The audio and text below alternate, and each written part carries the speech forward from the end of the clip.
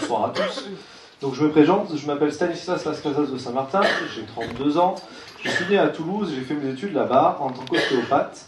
Je suis installé avec ma femme orthophoniste à Urquit, et donc nous sommes jeunes parents d'un enfant de 16 mois. Nous habitons depuis 3 ans aux Salines, à la maison Kuruchaga. Si aujourd'hui j'ai décidé de rejoindre la liste Ensemble Elvira-Elkin, c'est tout simplement parce que je souhaite m'investir dans le village dans lequel on vit.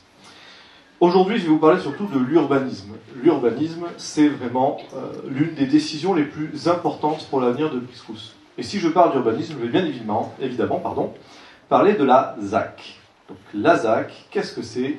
Le projet, c'est 160 logements, actuellement. 160 logements. 160 logements, c'est 400 habitants supplémentaires minimum.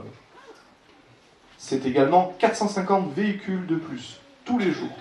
On va être très factuel, je vais vous expliquer.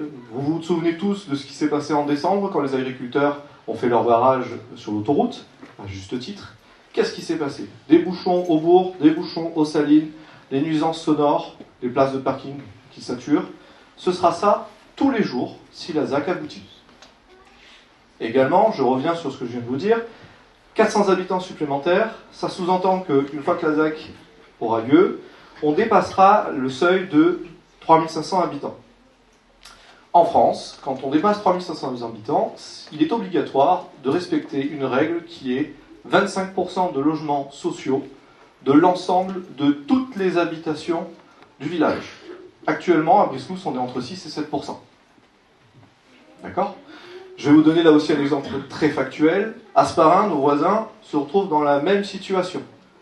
Sauf que eux, par contre, ils sont à plus de 3500 habitants. Ils ont payé, les 2 dernières années, plus de 380 000 euros d'amende. C'est au minimum 100 000 euros d'amende par année de retard. C'est exactement ce qui nous arrivera. En plus, si on doit justement respecter rapidement cette loi de rattraper ces logements sociaux, vous savez ce qui va se passer. Actuellement, ce qui nous permet de construire des logements sociaux, ce sont des privés, comme aujourd'hui ce que nous propose Eiffage. Donc ça va être une partie sociale, une partie construction classique. Donc dans l'idée, qu'est-ce qui se passe? Dans 5 ans, on est 5000 habitants. Dans 10 ans, on est 10 000 habitants. C'est exactement ce qui s'est passé à Saint-Pierre-des-Rubes, c'est ce qui est en train de se passer à Saint-Pierre-des-Rubes, c'est ce qui se passe à Bouillère, ça construit, on ne sait plus d'où.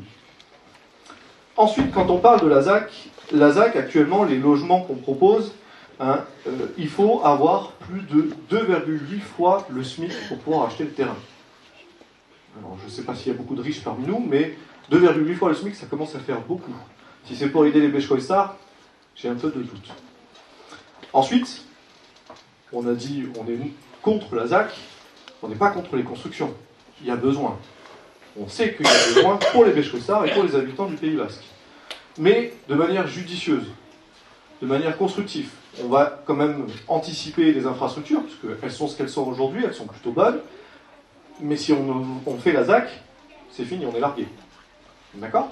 Donc, par exemple, ce qu'on peut vous expliquer, c'est qu'il y a 60 logements actuellement à Briscousse qui sont inutilisés.